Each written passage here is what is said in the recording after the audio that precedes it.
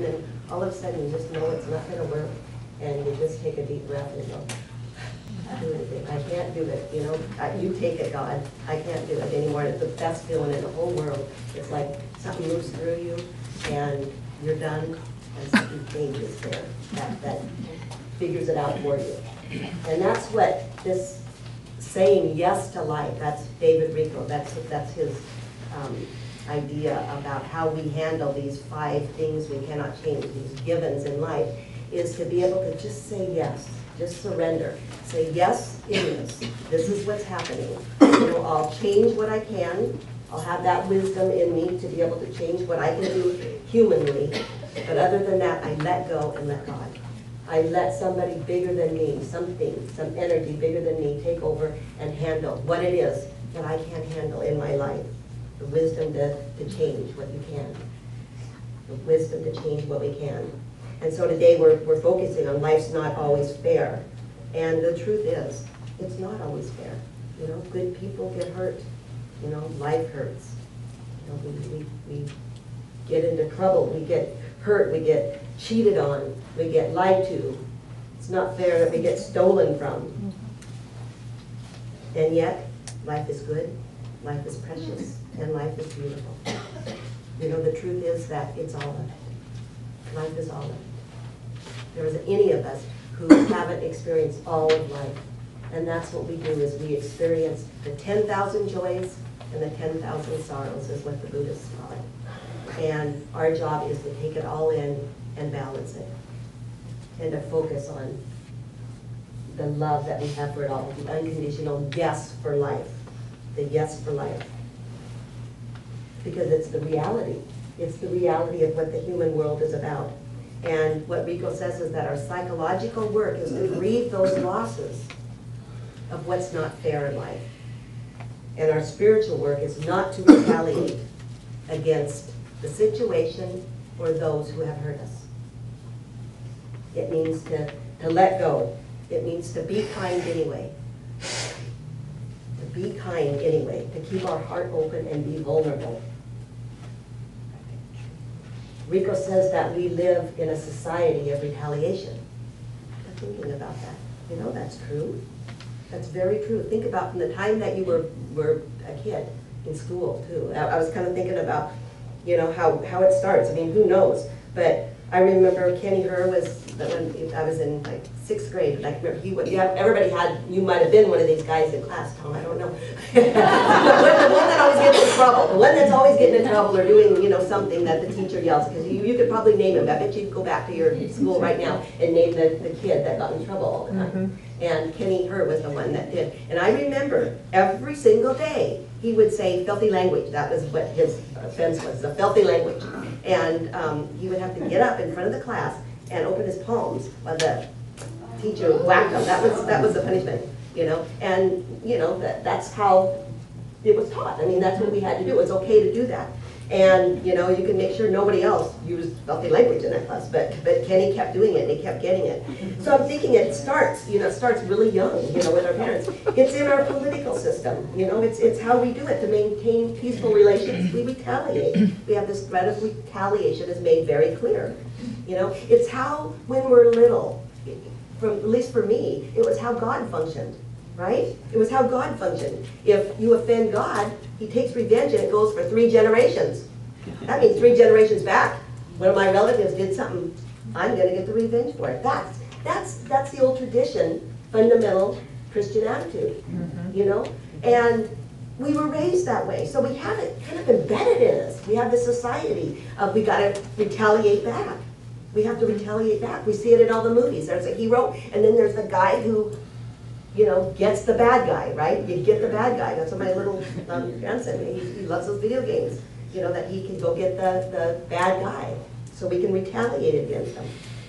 And so even when you look at the whole world, you see that there's a vendetta culture, that there's even cultures that it's dishonorable not to take revenge, right? You know, that's what the kind of world that we live in. So this doctrine of revenge has many champions.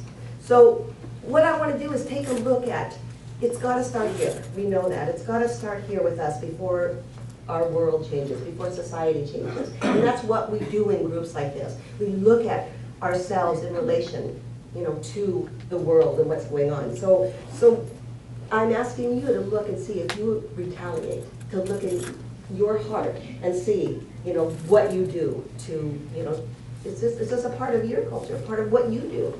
And I thought to myself, I don't retaliate. I don't hit anybody. I don't get back. But we do. We might not do it physically, but we do it emotionally. We do it with words. And I want to talk about that for a minute. I was having lunch with a couple of guys yesterday, and I was telling them this. I said, it's funny because I'm talking about retaliation thinking that I'm really not a retaliator. I'm a good spiritual person, right? And I'm in the car driving, right? And there's a guy behind me. Before you get on the freeway, how you both have these stop signs and stuff, and then you take turns. Well, this guy got in front of me, and then somehow we ended up here, and he was kind of tailgating, and he's honking, he's mad, and he's going really fast, and he's going through, and I'm just breathing, I'm going, don't retaliate, just being, and I'm breathing, thinking, that's just, it's not my problem, so anyway, he goes, and so as I'm driving along, all of a sudden I see he got stopped by a cop, okay? So I'm driving by and I went, yes! And I would like to tell you that it was, just so he was safe on the road and everything. But after looking, inside, I found that there was a little retaliation there. It's like, yes, you got it. So I had to really think, that we do retaliate with our minds, with our hearts, with our words. We all do it. And not that, we have to beat ourselves up about it, but we have to be aware. We have to be aware that it starts in here so we can start looking at it, so we can start changing some of the ways that we even think, the words, the things that we think.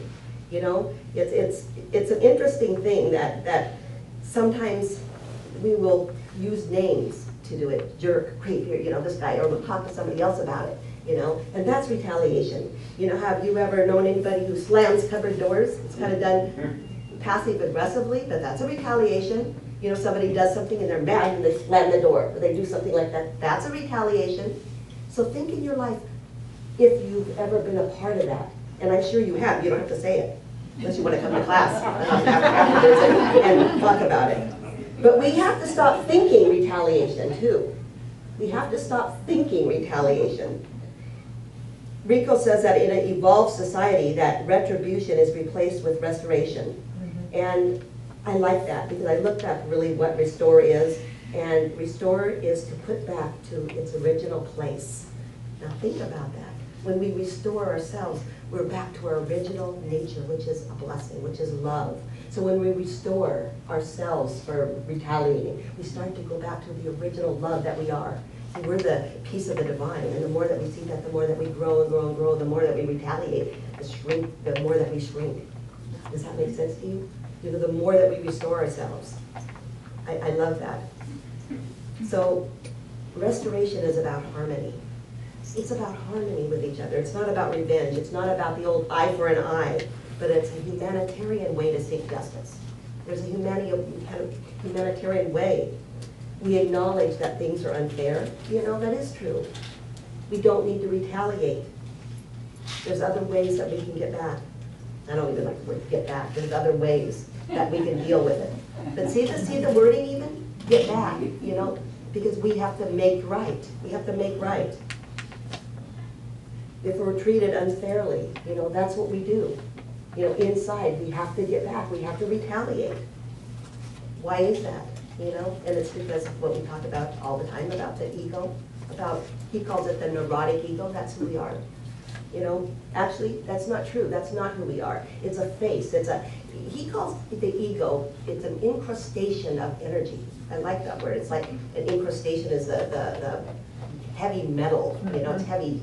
You're filled with all of this fear, and you're filled with these layer after layer of a neurotic ego. And here's what he says about the neurotic ego. He says, it has a face. Your ego has a face, your neurotic ego.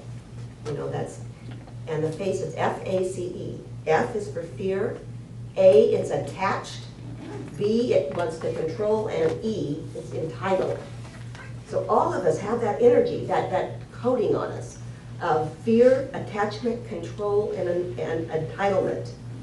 And the ego wants to save that face. So each of us want to save that. Does that make sense to you? This stuff is pretty interesting, I think. So the face of our ego, he says, can be transformed. It can be transformed with our spiritual commitment. When we start to step back, when we start to see it, when we start to see it, we'll be able to then replace the fear with love, with our attachment, with being able to let go, with control, into allowing. Just allow, we don't have to control. And then entitlement can be working for justice without hate or without retaliation. Doesn't mean we don't do anything. The whole idea of surrender isn't just laying down and letting people walk over you. It's being able to face things, to come from a higher place within and let that do the work, not the ego. And when we can do it, we see nations being able to do it. And it's about forgiveness, It's about the more that we start to focus on forgiveness. Did you love that video? It just touched my heart. I cried when I saw it. And as we start to break down that barrier of ego, we start to open up and this forgiveness happens. This forgiveness inside, it's a softer feeling. It's a more gentle feeling that we start to have when we can start to forgive.